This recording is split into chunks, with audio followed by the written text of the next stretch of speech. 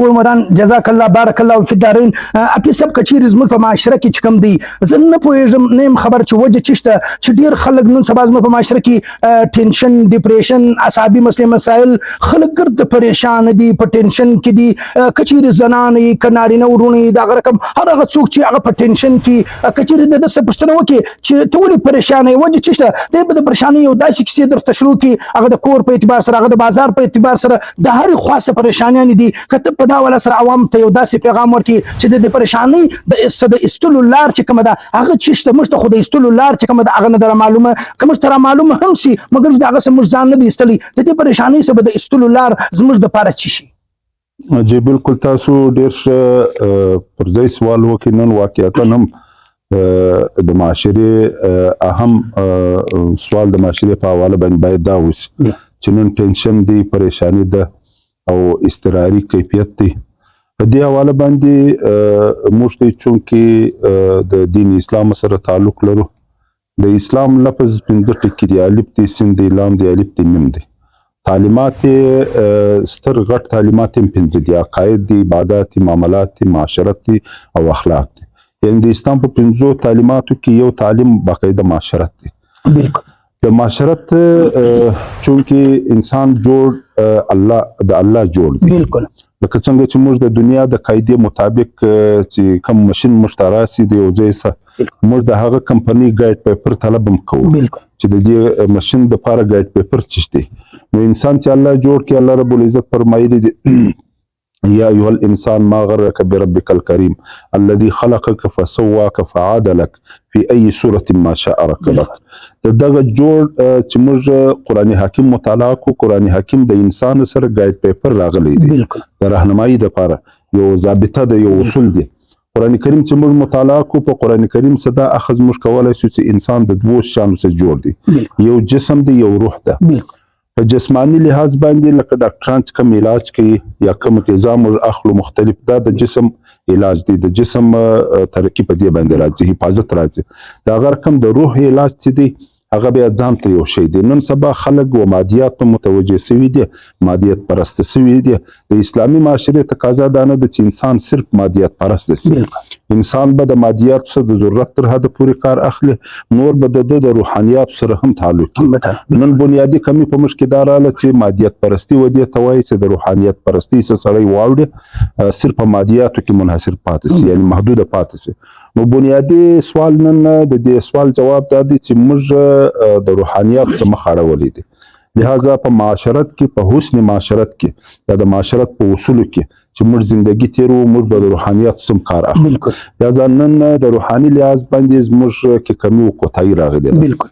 هغه کې زه د قرآن کریم د یو آیت کریمه په رڼا کې یو د حدیث په رڼا کې لږ خبره کول غواړم. الله رب العزت فرمایلی دی الا بذکر الله تطمئن القلوب. د انسان د زړه سکون چې دی هغه په ذکر د باری تعالی سره راځي او قرآن کریم ټول ذکر دی. لہذا یو خو په موږ کې کمی دا راغلی ده چې د قرآن کریم تلاوت موږ کم کړی دی چې در کومه وخت پورې د قرآن کریم تلاوت یعنی د قرآن کریم اوس 7 منزله دي. د دې 7 منزله دا معنی چې په خیر القرون کې قرآن کریم په یو هفته کې مکمل تلاوت کېدی. نن زموږ صورتحال دا دی دام امکان لري چې په 5 میاشت کې د یو مسلمان پوره قرآن نه تلاوت کړي. لہذا صوفیای کرام وایي چې د انسان زړه د نن خانې جوړ دي داسې لکه د ازما لاس چې دی دا نور شاوخوا خانې کشنې خانې د یوه خانه غټه خانه ده.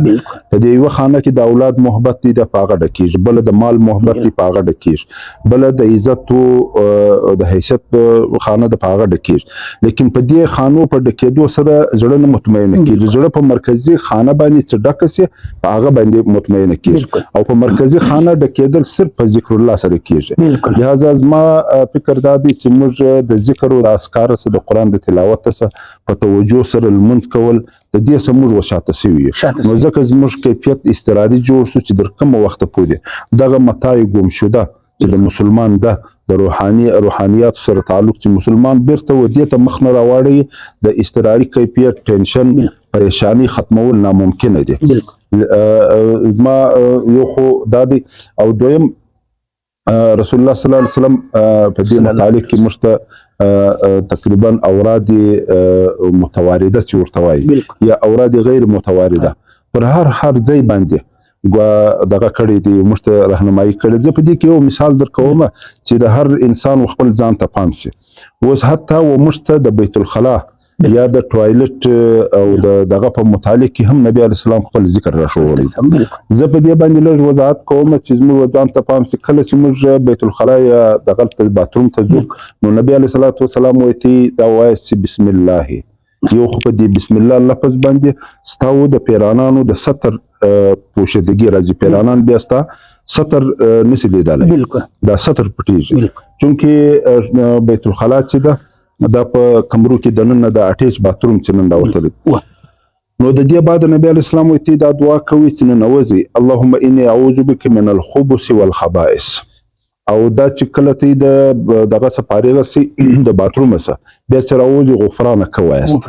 اوس دا درې قسمه ذکر دی، بسم الله، اللهم انی اعوذ بک من الخبث والخبائث، او دریم چې دی هغه غفرانک. اوس تاسو معلومه ده چې موږ د تمدن په لحاظ باندې موږ تعمیرات اوس د نوي ژوند پر بنیاد باندې جوړو، یعنی اټیچ باتروم. په خوا زموږ په کورو کې د باتروم به د ګرد کور څخه جلا د کلا په یو کونج کې جوړو. نو چونکې نبی علیه السلام فرمایلی دي چې بیت الخلا د پیرانانو مسکن دی، دا ته پیرانان اوسیږي. که چیرې ته دغه ذکر ووایست د پیري د شر څخه محفوظه سي. موږ چونکې نن باترومونه د هغه ځای سره اوس اټیچ مکله د کمرو سره، لیکن ذکر نه ورسره کوو. نو بیا چې موږ بغیر ذکر باتروم استعمال کړي د پیري اثر زموږ کمرې ته راسي. نو دغه پیري چې دی پر ځانانو باندې ما سراندازي سي، پر ماشومانو باندې ما سراندازي سي، چې کله په کور کې د پیریانو مسله پیښ شوه کور به پریشان وي همیشه.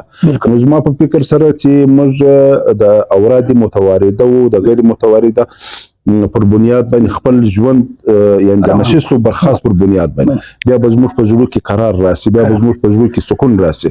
بنیادی ماته د روحاني تعلق د کمی وجه رامعلومیږي چې زموږ حالت د اضطرار دی، زموږ حالت د ټینشن دی، زموږ حالت د پریشانی دی، چې در کوم وخت پورې موږ دا شی ونه کړو در ساعته پورې ماته ممکن نه رامعلومیږي. ځکه صرف په مادیاتو باندې د سړکانو په جوړېدو، د بلډینګانو په جوړېدو باندې د انسان زړه ته سکون ځکه نشي راتللی چې دا تجربه نن موږ وکړه په یورپ کې هم، په مغرب کې هم، حتی په مشرق کې. دا اوس د جاپان متعلق یو تازه رپورټ شایع شوی دی چې جاپان په دنیا کې هغه ملک دی چې هغه ټول په بټن باندې چلیږي، یعنی د دې مادیات ټول پر دي، لیکن دا هغه باوجود په دغه کې جاپان کې د کاله د 50,000 صدر 80,000 پر خودکشي کیږي.